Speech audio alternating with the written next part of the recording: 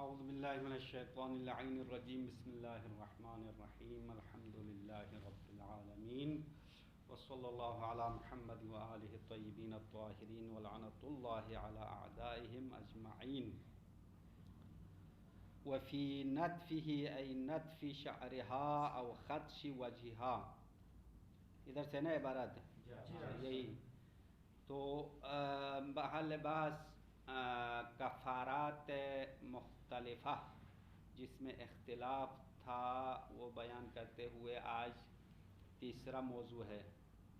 کفارہ میں اختلافی موارد میں سے دو موارد پہلے بتایا ہے. ایک تو اللہ اور رسول سے برات کی قسم کھانا، یہ ایک ہو گیا نا اختلافی موارد.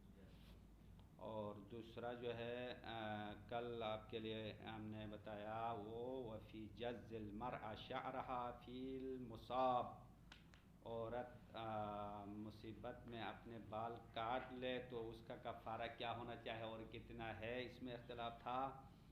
آج تیسرا مورد ہے. تیسرا مورد یہ ہے کہ اگر کوئی عورت مصیبت میں اپنے بالوں کو نوچ لے، نتف کہتے ہیں نوچنا، یعنی بالوں کو جڑ سے نکالنا، یا عورت اپنے چہرے کو خراش لے، خراش لگانا یعنی ناخن کے ذریعے سے ایسے کر کے خون نکالنا، تو اپنے چہرے کو خراش کرے، یا مرد اپنی زوجہ کی مصیبت میں یا اپنے بیٹے کی مصیبت میں اپنے لباس کو پھاڑ دے. یہ تینوں مورد ایک ساتھ بیان کیا ہے. ان تینوں مورد میں اکثر علماء کی نظر میں کفارہ یمین ہے، قسم توڑنے کا کفارہ ہے. قسم توڑنے کا کفارہ پہلے بتایا تھا کہ کفارہ مرتبہ بھی ہے اور مخیرہ بھی ہے، اور اس کو دوبارہ بتانا ضروری ہے. قسم توڑنے کی صورت میں سب سے پہلے غلام آزاد کرنا، اس کے بعد 10 مسکین کو کھانا کھلانا یا 10 مسکین کو کپڑے پہنانا. یہ تین ہو گیا. اگر یہ تینوں نہ ہو سکے تو 3 دن روزہ رکھنا. یہ قسم توڑنے کا کفارہ تھا اور یہ اس گناہ کے لیے بھی ہے. تو یہاں شہید فرما رہے، شہید اول نے یہاں علماء کی عبارت میں علی القول الاکثر کہا، یعنی کفارہ یمین ہونا اکثر علماء کا نظریہ ہے. اما کتاب الدروس میں مصنف نے اس قول کو اپنی طرف نسبت دی، یعنی خود نے اپنا فتویٰ بنا دیا، پکا فتویٰ دیا کتاب الدروس میں. یہاں لمعہ میں اس نے پکا فتویٰ نہیں دیا بلکہ اکثر کی طرف نسبت دی. شہید ثانی فرماتے ہیں یہی جو کتاب لمعہ میں مصنف نے انجام دیا یہی بہتر ہے. کتاب الدروس میں اس قول کو پکا قول قرار دیا اور یہ صحیح نہیں ہوگا، کیونکہ اس قول کے لیے جو استدلال ہے، دلیل ہے، وہی روایت ضعیفہ ہے جو کل بحث میں ہم نے پیش کیا تھا. عورت کے بال کاٹنے کی صورت میں کفارہ ظہار یا کفارہ مخیرہ ثابت ہونے کے لیے ایک روایت ضعیفہ پیش کیا تھا. یہی روایت اس مورد کے لیے بھی موجود ہے. تو جب روایت ضعیف ہے، دلیل کمزور ہے، تو اس صورت میں اس قول کو اپنا مضبوط قول قرار دینا، اپنا پکا فتویٰ قرار دینا بہتر نہیں ہوگا، بلکہ اکثر کی طرف نسبت دینے کا جو مسئلہ ہے وہ ٹھیک ہے. شہید ثانی کہہ رہے ہیں کہ مصنف نے یہاں لمعہ میں اچھا کام کیا ہے. شہید اول نے اپنا قول قرار نہیں دیا بلکہ توقف کیا، اپنا فتویٰ یہاں بیان نہیں کیا، علی القول الاکثر کہا ہے. اور شہید فرما رہے ہیں کہ یہ مسئلہ جو آج ہم نے چھیڑا ہے کہ عورت اپنے بال نوچنا یا چہرے پر خراش کرنا اور مرد اپنے کپڑے کو پھاڑنا، یہ مسئلہ اور کل والا جو مسئلہ ہے بال کاٹنے والا مسئلہ، یہ دونوں استدلال کے لحاظ سے ایک جیسے ہے، یعنی دونوں کی جو دلیل ہے وہی روایت ضعیفہ ہے. اما ان دونوں مسئلہ میں ایک فرق ہے، وہ فرق یہ ہے کہ پہلے مسئلے میں اختلاف تھا اور اس مسئلے میں اختلاف نہیں ہے. یعنی جو کفارہ یمین والی جو فتویٰ ہے اس پر اکثر اتفاق ہے. اما کل والے مسئلے میں 3 اقوال ہو گئے تھے. بعض نے کفارہ ظہار قرار دیا تھا، بعض نے کفارہ مخیرہ ماہ رمضان کے روزہ توڑنے کا کفارہ قرار دیا تھا، اور شہید ثانی نے اصلاً کفارہ نہ ہونے کا فتویٰ دیا. تو کل والا مسئلہ جو ہے نا وہ اختلافی ہو گیا، اور آج کے جو مسئلہ ہے وہ اتفاقی ہے. اس میں کوئی زیادہ گفتگو نہیں ہے علماء میں. اکثر نے یہی فتویٰ دیا ہے کہ کفارہ یمین ادا کرنا ہوگا. یہاں تک مسئلہ یہ اصل مسئلہ ہے. اب شارح نے شہید ثانی نے اس مسئلے میں 2-3 الفاظ ہے ان کی مزید وضاحت کی ہے. ایک بات جو ہے یہاں پہ شق رجل صوبہ فی موت ولدہ، ولد سے کیا مراد ہے اس کی وضاحت کی ہے. ولد انسان کا اپنا بیٹا ہو اس کو بھی ولد کہتے ہیں، یا بیٹے کا بیٹا ہو اس کو بھی ولد کہتے ہیں. بیٹے کا بیٹا اس کو کیا کہتے ہیں اردو میں پوتا کہتے ہیں نا، پوتا ہو. یا بیٹے کا بیٹی ہو، بیٹے کی بیٹی اس کو کیا کہتے ہیں پوتی، وہ بھی اس میں شامل ہے. ولد میں یہ سب شامل ہے. اسی طرح نواسا بھی شامل ہے. نواسا یعنی بیٹی کا بیٹا، وہ بھی ولد میں شامل ہے. اما بیٹی کی بیٹی اس میں یعنی نواسی، بیٹی کی بیٹی یعنی نواسی بھی اس حکم میں شامل ہے. یعنی اس میں شہید کہہ رہے 2 احتمال ہے، ممکن ہے یہ بھی اس میں شامل ہو، اس حکم میں ممکن ہے شامل نہ ہو. یہ ولد کی وضاحت. اس کے بعد شہید نے زوجہ کی وضاحت کی ہے کہ مرد نے اپنے کپڑے کو زوجہ کی موت میں پھاڑ دے تو زوجہ سے کون عورت مراد ہے، تو کہہ رہے ہیں کہ زوجہ میں عقد دائمی والے عورت بھی شامل ہے، وہ بھی اس کی زوجہ ہے. اگر وہ مر جائے تو اس کی مصیبت میں پھاڑ دے تو مرد کے کپڑا پھاڑنے کے بارے میں بہرحال ایک لطیفہ ہے، وہ عبارت میں بتائیں گے. ہاں ابھی خلاصے میں بتانے سے پھر اصل موضوع سے ہٹ جائے گا. اور زوجہ دائمی ہو یا زوجہ متعہ ہو، متعہ والی عورت ہو اس کے مرنے کی مصیبت میں کپڑا پھاڑ دے، یا زوجہ دائمی ہو، فرق نہیں ہے، دونوں شامل ہے. اور اسی طرح اگر کسی زوجہ کو طلاق دیا ہو، طلاق رجعی دیا ہو تو وہ بھی زوجہ شمار ہے. طلاق کے 2 اقسام ہیں، طلاق بائن اور طلاق رجعی. یہ بحث طلاق میں تفصیلاً بتایا گیا ہے، ابھی میں اشارتاً بتاؤں گا. طلاق 2 قسم کے طلاق ہوتے ہیں. ایک طلاق بائن ہے. طلاق بائن کا مطلب یعنی طلاق کے بعد مکمل عورت جدا ہو کہ دوبارہ رجوع نہیں کر سکتا. اگر دوبارہ اس سے شادی کرنا چاہے تو دوبارہ نکاح کر کے دوبارہ شادی کرنا ہوگا اگر اس کی شرائط ہو تو. طلاق رجعی میں یہ ہوگا جب تک عدہ ہے مرد جو ہے رجوع کر سکتا ہے، یعنی بغیر کسی نکاح کے دوبارہ اس عورت کو اپنے گھر میں لا کے دوبارہ وہی دخل یدخل شروع کر سکتا ہے، تو اس کو طلاق رجعی کہتے ہیں. اب ان چیزوں کی تفصیل بتا نہیں سکتے ہیں، بس اشارتاً بتائے تو آپ کو سمجھ میں آ جائے گا. تو طلاق رجعی والے عورت اگر مر جائے، مثلا کسی شخص نے اپنی زوجہ کو طلاق دیا طلاق رجعی، اور عدہ ختم ہونے سے پہلے وہ عورت مر جائے اور شوہر کو اس زوجہ کے مرنے کی مصیبت میں اس کو بہت تکلیف ہو گئی اس کو اور اس نے کپڑا پھاڑ دیا، تو اس صورت میں بھی یہی حکم ہے. کہتے ہیں طلاق رجعی والی عورت بھی انسان کی زوجہ شمار ہوتی ہے. اس کے بعد شہید کہہ رہے ہیں کہ زوجہ کے حکم میں امہ نہیں آئے گی. امہ یعنی کنیز. کنیز بھی انسان کے لیے حلال ہے نا، ہاں حلال تو ہے، اما حکم زوجیت اس پر جاری نہیں ہوتی ہے. اب کنیز چاہے وہ کنیز ام ولد کیوں نہ ہو، ام ولد پتہ ہے نا، ام ولد یعنی وہ کنیز جو اپنے مولا سے بچہ بھی ہوا ہے، تو ام ولد کیوں نہ ہو، کنیز کی مرنے کی صورت میں اگر مولا نے ایسا کیا ہے تو وہ اس حکم میں نہیں آئے گا. اسی طرح آگے جو خدش وجہا اس کی وضاحت کرتے ہیں شہید ثانی کہ اگر کوئی عورت اپنے چہرے کو خراش کرے، خراش، تو خراش میں شہید کہہ رہے کہ ادما شرط ہے. ادما یعنی خون نکالنا. صرف چہرے پر ہاتھ پھیرے تو کافی نہیں ہوگا، بلکہ ایسے زور سے ناخن کے ذریعے سے کاٹ کر خون نکالنا یہ ضروری ہے. اگر خون نہ نکالے تو یہ حکم نہیں ہوگا. اور پھر فرماتے ہیں کہ اگر چہرے کو خراش کرنے کی صورت میں بعض چہرے پر خون آئے تو یہی کافی ہے، تمام چہرے پر خون آنا ضروری نہیں ہے. بس یہ کچھ الفاظ کی مزید وضاحت ہے، وہ عبارت میں انشاءاللہ ہم پڑھیں گے. آج اتنا مشکل نہیں ہے، آسان ہے. عبارت دیکھ لو. بسم اللہ الرحمن الرحیم. وفی نتفہ ای نتف شعرها، کہ عورت اپنے بال کو نوچ لے. بال نوچنا اور کاٹنے میں فرق ہے، سمجھ میں آیا؟ کل ہم نے سمجھایا تھا. کاٹنا کا مطلب یعنی اوپر سے کسی چیز کے ذریعے سے، قینچی کے ذریعے سے یا چھری کے ذریعے سے اوپر سے کاٹنا. نتف کا معنی یعنی جڑ سے نکالنا. ہاں نوچنا کہتا ہے نا، بالوں کو نوچ لے، بالوں کو نوچ لے.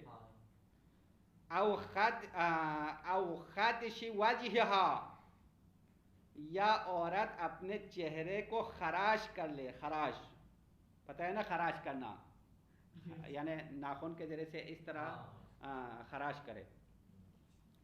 او شق الرجل ثوبہ فی موت ولدہ او زوجتہ، یا مرد اپنے کپڑے کو پھاڑ دیا اپنے بیٹے کی موت میں، او زوجتہ، یا اس کی زوجہ کی موت میں.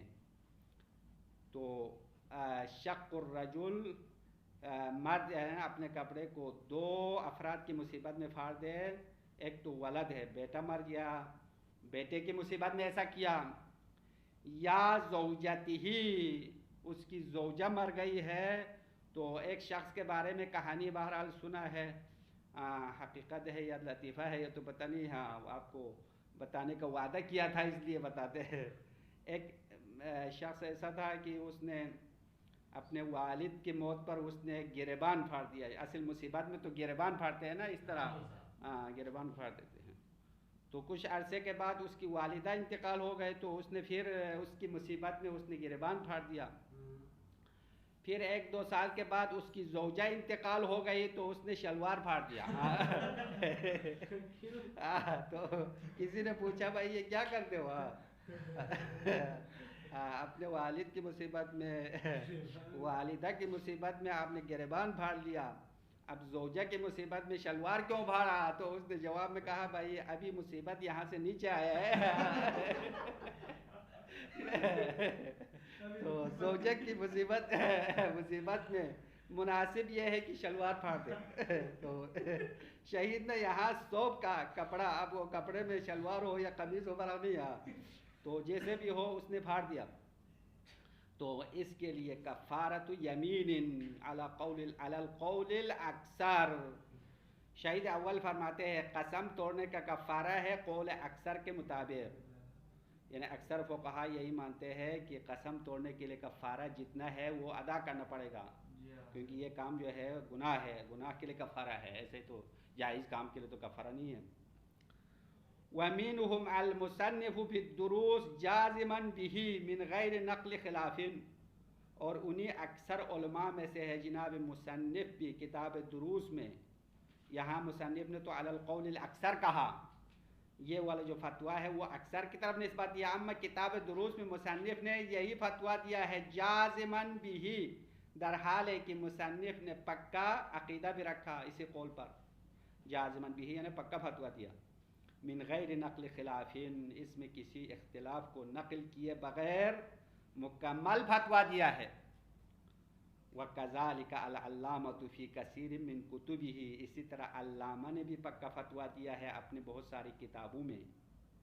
علامہ ہلدی نے بھی اسی فتویٰ پر فتویٰ کے مطابق فتویٰ دیا اپنے بہت ساری کتابوں میں. وَنِسْبَتُهُ هُنَا إِلَى الْقَوْلِ يُشْعِرُ بِتَوَقُّفِهِ فِيهِ.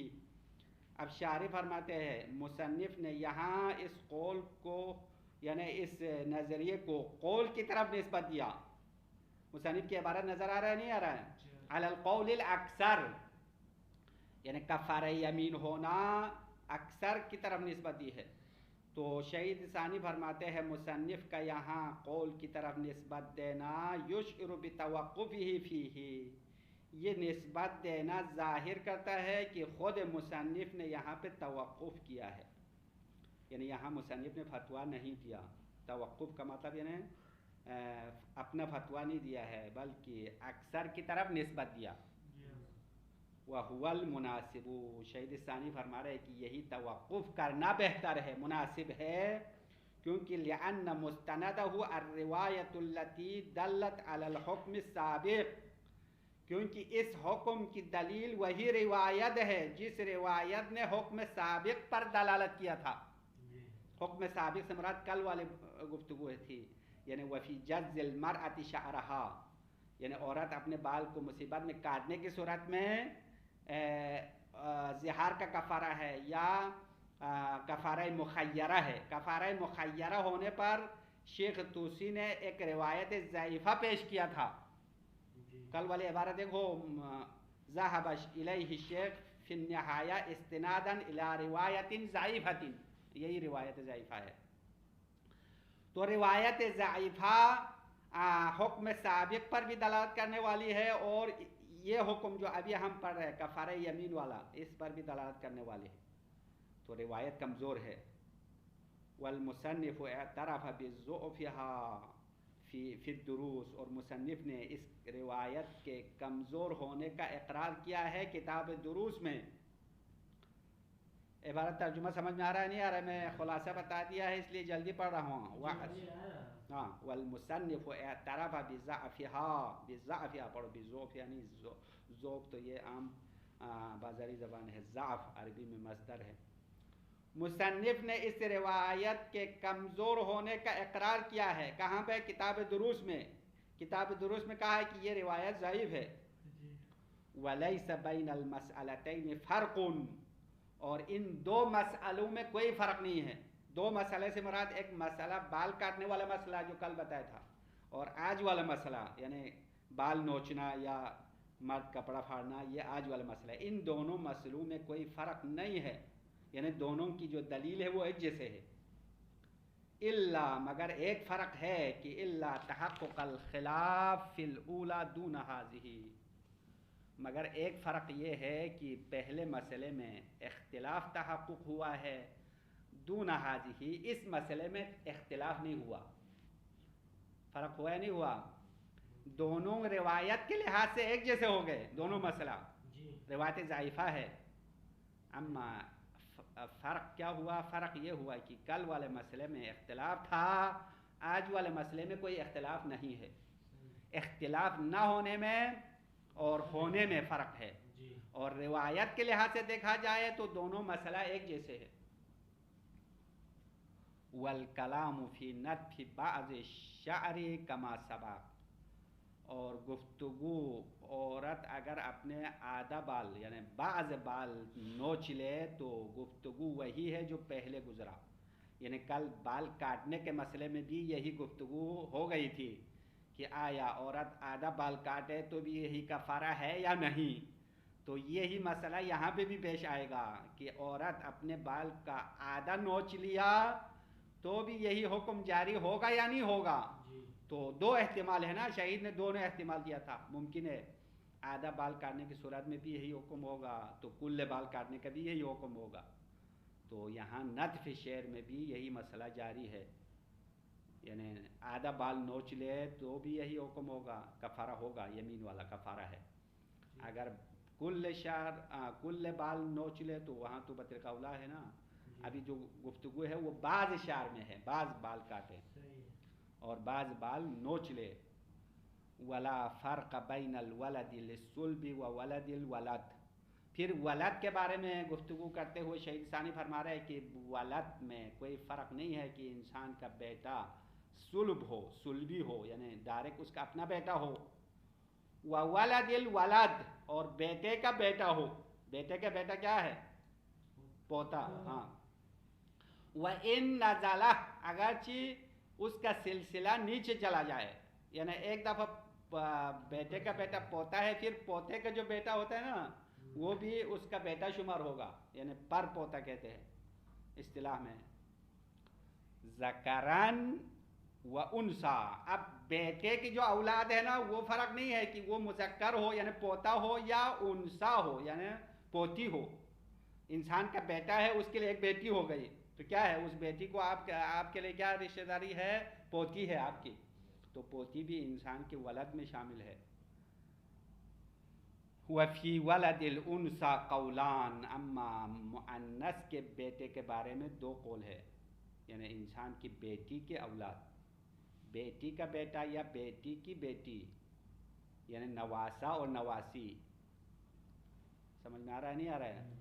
تو آیا اس کے مرنے کے صورت میں اگر مرد کپڑا پھاڑ دے تو یہ حکم ہے یا نہیں ہے؟ قولان، دو قول ہے، احدہما عدم اللحوق، اجودہما یا احدہما ہے، دیکھو میں نے عبارت غلط پڑھ لیا، آپ لوگوں کو توجہ نہیں ہے، اجودہما عدم اللحوق، ہاں، ان دو قول میں سے بہتر قول عدم اللحوق، ملحق نہ ہونا ہے، یعنی انسان کے نواسی اور نواسا یہ دونوں ولد انسا یہ حکم میں ولد الولد میں شامل نہیں ہونا چاہیے. مسئلہ واضح ہو گیا نہیں ہو گیا؟ اگر نہیں ہو تو مزید وضاحت کریں گے ہم. ولا فی الزوجۃ بین الدائم والمتمتع بها. اب زوجہ کے مصیبت میں انسان نے کپڑا پھاڑ دیا ہے تو وہ زوجہ دائمی زوجہ ہو، عام طور پر دائمی ہے، والمتمتع بها یا وہ عورت ہو جس کے ساتھ متعہ کیا گیا ہے. اگر خدا آپ کو نصیب کرے تو کسی مرد نے کسی عورت سے متعہ کیا تھا، پھر وہ عورت اللہ کو پیاری ہو گئی، دنیا سے چلے گئی، تو مرد کو بڑی مصیبت ہو گئی، اس نے کپڑے پھاڑ دیا. تو یہ اس میں فرق نہیں ہے، ولا فرق یعنی اس میں بھی فرق نہیں ہے، دونوں اس کی زوجہ ہے. والمطلقۃ رجعیاً زوجۃ. ہاں دیکھو یہ ایک جملہ ہے، والمطلقۃ رجعیاً، اور وہ عورت جس کو طلاق رجعی دیا ہے وہ زوجۃن انسان کی زوجہ شمار ہوتی ہے. طلاق بائن ہو تو الگ ہو جائے گی، بائن کا معنی اصلی جدا ہونا. ایک طلاق رجعی ہے، تو طلاق رجعی میں جب تک عدہ ختم نہیں ہوا انسان کی اپنی زوجہ ہے، تو کسی کی زوجہ کو طلاق دیا تھا، بعد میں وہ عدے میں وہ مر گئی تو اس کے شوہر کو بہت غم ہو گیا، اس نے کپڑے پھاڑ دیا، تو یہی حکم ہوگا. ولا یلحق بها الامۃ، اور زوجہ کے ساتھ کنیز شامل نہیں ہے، کنیز ملحق نہیں ہوگی. وَإِن كَانَتْ سُرِيَّةً، اگرچہ وہ کنیز مدخول بها کیوں نہ ہو. سریہ وہ اس کنیز کو کہتے ہیں جو اس کے مولا نے دخول کیا ہو. صحیح ہے نا؟ کنیز انسان کا مال ہے نا، انسان تو ضروری نہیں ہے وہ دخول کرے، ممکن ہے دخول کیا ہو، یعنی نکاح کے بغیر بھی. تو وہی ہے نا، کنیز الگ چیز ہے، نکاح الگ ہے. تو کنیز جب خرید کے لاتے ہیں تو انسان کا اپنا مال ہے، انسان جس طریقے سے بھی استعمال کر سکتے ہیں. اما البتہ اس دور میں کنیز اور غلام کا جو مسئلہ ہے وہ نہیں ہے، وہ پہلے زمانے میں اول اسلام میں یہ چیزیں تھیں. ابھی جو شرعی کنیز ہے وہ نہیں ہے. ہاں آج کل تو انسانوں کے جو غیر قانونی خرید و فروخت تو ہے نا، عورتیں لا کے ادھر ادھر بیچ دیتے ہیں، لیکن یہ تو شرعی کنیز شمار نہیں ہوتی ہے. آزاد عورت ہے، آزاد مرد ہے، ان کو خریدنا ان کو بیچنا تو جائز نہیں ہے.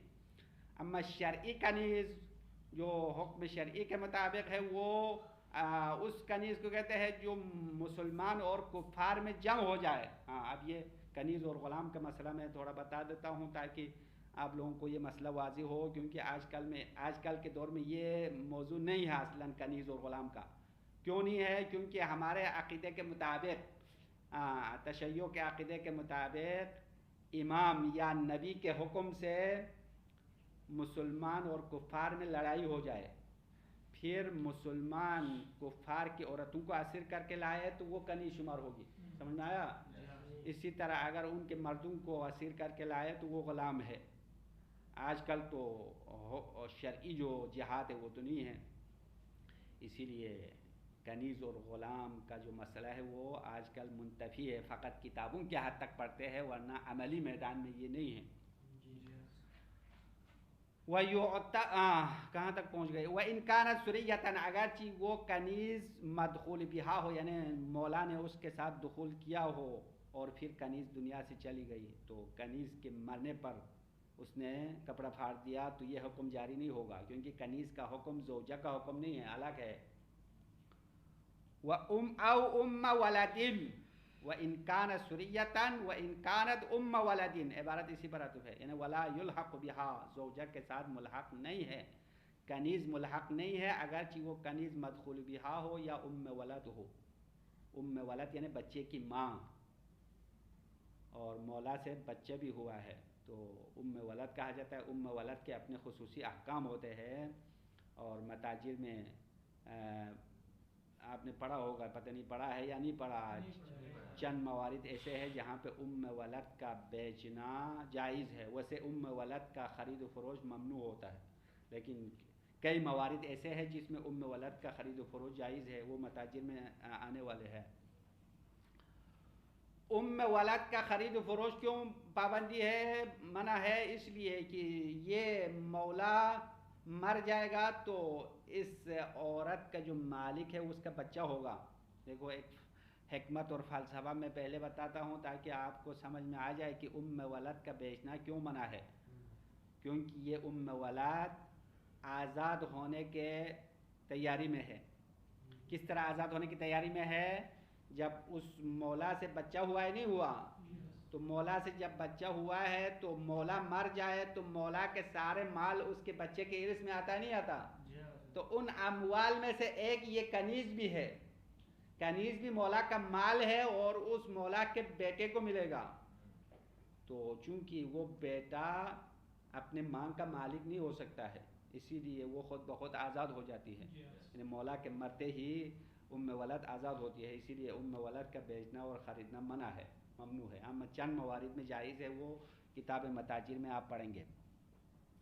تو ہمارے محل بحث میں ولد ہو یا سریہ ہو، جو بھی ہو، زوجہ کا حکم جاری نہیں ہوگا. وَيُعْتَبَرُ فِي الْخَدْشِ الْإِدْمَاءُ. پھر شہید فرماتے ہیں عورت اگر اپنے چہرے کو خراش لے تو خراشنا کافی نہیں ہے بلکہ ادماء شرط ہے. ادماء کا مطلب ہے خون نکالنا. کما صرحت به روایت، جیسا کہ اسی خون نکالنے کے بارے میں روایت نے وضاحت کی ہے. روایت کے الفاظ بھی یہی ہے کہ خون نکالنا چاہیے. وَأَطْلَقَ الْأَكْثَرُ، اور اکثر علماء نے مطلق رکھا ہے، یعنی خون نکالنا اور نہ نکالنے کے بارے میں وضاحت نہیں کی ہے. وَصَرَّحَ جَمَاعَةٌ مِّنْهُمْ الْعَلَّامَةُ فِي التَّحْرِيرِ بِعَدَمِ الاشتراط. اور کچھ علماء نے، ان میں سے علامہ ہے کتاب تحریر میں، انہوں نے شرط نہ ہونے کی بات کی، یعنی خراشنے کی صورت میں خون نکالنا ضروری نہیں ہے. یہ علامہ نے کہا اور کچھ علماء نے کہا. والمعتبر منہ مسماہ. پھر کہہ رہے کہ خراشنے سے معتبر مسمى خراش ہے. فلا یشترط استیعاب الوجہ، تو ضروری نہیں ہے کہ پورا چہرے کو خون نکالے. پورا چہرے کو گیر لینا، استیعاب مانا گیر لینا. تو عورت اپنے چہرے کو تھوڑا سا خراش کر کے خون نکالے تو بھی یہ حکم جاری ہوگا. پورا چہرے کو گیرنا ضروری نہیں ہے. ولا شق جمیع الجلد، اور یہ بھی ضروری نہیں ہے کہ پورا جلد پھاڑ لے. جلد مراد چمڑا، چہرے کا جو کھال ہے وہ پورا نیچے گوشت تک پہنچے، یہ بھی ضروری نہیں ہے. بس تھوڑا سا خون نکل آیا تو حکم جاری ہوگا. ولا یلحق به خدش غیر الوجہ وان ادما. دیکھو عبارت یہاں وقیل من تزوجہ تک لانا ہے، اس بحث کو مکمل کرنا ہے. اور اس حکم میں چہرے کے علاوہ کسی اور جگہ کو خراش ہے تو شامل نہیں ہوگا. مثال کے طور پر کسی نے اپنے پیر کو خراش لیا یا اپنے ران کو خراش لیا تو اس حکم میں شامل نہیں ہے، صرف چہرہ خراشنا ضروری ہے. وَإِنْ عَدْمَا، اگرچہ خون نکالے. مثلا کسی نے اپنے سینے کو خراش لیا اس طرح مصیبت میں، تو اگرچہ خون نکلا ہو پھر بھی کفارہ والے حکم میں شامل نہیں ہے. وَلَا اللَّطْمَةُ مُجَرَّدًا، اسی طرح صرف یعنی چمانٹا مارنا، لطمہ کہتے ہیں یعنی اس طرح مارنا چمانٹا کہتے ہیں. چمانٹا مارنا بھی ملحق نہیں ہے. چمانٹا کہتے ہیں اردو میں کیا کہتے ہیں؟ تھپڑ مارنا. صحیح، تھپڑ چمانٹا. تو خلاصہ ان کاموں کے ذریعے سے کفارہ ثابت نہیں ہے. اب کپڑے کے بارے میں، مرد نے کپڑا پھاڑا ہے تو کپڑے کے بارے میں کچھ وضاحت کر رہے صاحب کتاب. وَيُعْتَبَرُ فِي الثَّوْبِ مُسَمَّاهُ، اور فن اور کپڑے میں معتبر ہے مسمى کپڑا ہونا چاہیے عرف میں، یعنی اس کا لباس صدق آنا کافی ہے. اب ضروری ہے کہ گریبان پھاڑ لے تو پورے قمیص برباد کر دے یا پوری شلوار پھاڑ دے، یہ ضروری نہیں ہے. تھوڑا سا پھاڑ دے تو کافی ہوگا. ولا فرق فیہ بین الملبوس وغیرہ. اب اس کپڑے میں بھی فرق نہیں ہے کہ وہ پہنا ہوا لباس ہو یا غیر پہنا ہوا ہو. مثال کے طور پر کسی نے مصیبت میں اپنے جو لٹکایا ہوا کپڑا ہے اس کو پھاڑ دیا، بدل والا کپڑا نہیں پھاڑا. ایک کپڑا پہنا ہوا ہے وہ نیا ہے اس لیے اس کو بچایا، اور پرانا کپڑا ہے. ایک خطیب کے بارے میں، بہرحال وہ تو مرحوم ہو گیا، ایک واقعہ نقل کیا تھا کسی نے کراچی میں ایک مشہور خطیب تھا علامہ عرفان حیدر عابدی، آپ نے سنا ہوگا نام، سنا ہے؟ مشہور خطیب تھا، وہ کافی عرصہ پہلے انتقال ہو گیا. تو وہ کہتے تھے کہ محرم میں عاشوراء کے دن جو ہے نا، وہ اپنا جو اصل لباس تھا وہ بالکل استری وستری کر کے گاڑی میں رکھتے تھے، اور ایک پرانا کپڑا پہن کے آتا تھا، اور مصائب پڑھتے وقت اس کو پھاڑ مار کے اس کو خراب کرتے تھے، پھر گاڑی میں جا کے کپڑا تبدیل کر کے چلا جاتا تھا. تو مطلب یہ عوام کو بیوقوف بنانے کا ایک طریقہ تھا نا، بس اس مولانا نے کپڑا پھاڑ دیا کہ کر. تو یہاں پہ بھی یہ صورتحال ہے کہ انسان اپنے پہنا ہوا لباس پھاڑ دیا ہو یا غیر پہنا ہوا ہو، یہ اس میں فرق نہیں ہے. ولا فرق فیہ بین الملبوس وغیرہ. ہاں ملبوس کپڑا ہو غیر ملبوس، ہاں دیکھو یہ اس میں ایک معنی میں تھوڑا ہم نے غلطی کی ہے. ملبوس کا مطلب یعنی وہ کپڑا جو ایک دفعہ پہنا ہو، ہاں. غیر ہی سے مراد غیر ملبوس یعنی بالکل نیا کپڑا ہو، یہ مراد ہے. ولا بین شقہ ملبوسا و منزوعا، ہاں یہ ہے ابھی جو ہم نے وضاحت کیا تھا. اور اس میں بھی فرق نہیں ہے کہ وہ کپڑا پہنا ہوا پھاڑ دیا ہو و منزوعا اتارا ہوا پھاڑا ہو. بات سمجھ میں آ رہا ہے نہیں آ رہا ہے؟ ابھی ہم نے مثال دیا نا، ایک کپڑا آپ نے الماری میں لٹکایا ہوا ہے، ہاں ابھی مصیبت میں جا کے ایک الماری کو کھولا اور کپڑے کو پھاڑ دیا تو یہ منزوعن ہے، یعنی کپڑا اتارا ہوا ہے، اس کو پھاڑ لے تو حکم جاری ہوگا. ولا بین استیعابہ بالشق و عدمہ، اور اس میں بھی فرق نہیں ہے کہ پھاڑنے کی صورت میں پورا کپڑا گھیر لیا ہو یعنی پورا کپڑے کو پھاڑ لیا ہو، یا عدمہ عدم استیعاب ہو یعنی تھوڑا سا پھاڑا. ہر صورت میں کفارہ کا حکم جاری ہوگا. ولا کفارۃ بشقہ علی غیر الولد والزوجہ. آخر میں شہید ثانی فرماتے ہیں کہ انسان اگر کپڑا پھاڑ دے بیٹا اور زوجہ کے علاوہ کسی کی مصیبت میں تو کفارہ نہیں ہوگا، کیونکہ ہم نے شرط رکھا اگر بیٹے کی مصیبت میں پھاڑ دے تو کفارہ ہے، زوجہ کی مصیبت میں پھاڑ دے تو یعنی کیا ہے؟ کفارہ ہے. اگر غیر ولد و زوجہ ہو، کسی کے والدہ انتقال ہو گئی، اس کی مصیبت میں کپڑا پھاڑ دے تو کفارہ نہیں ہونا چاہیے، نہیں ہے. وَعَاذَهُ جَمَاعَةٌ عَلَى الْأَبْ وَالْأَخِ، اور بعض علماء نے بائی کی مصیبت میں اور باپ کی مصیبت میں کپڑا پھاڑنے کو بالکل جائز قرار دیا ہے، یعنی گناہ نہیں ہے.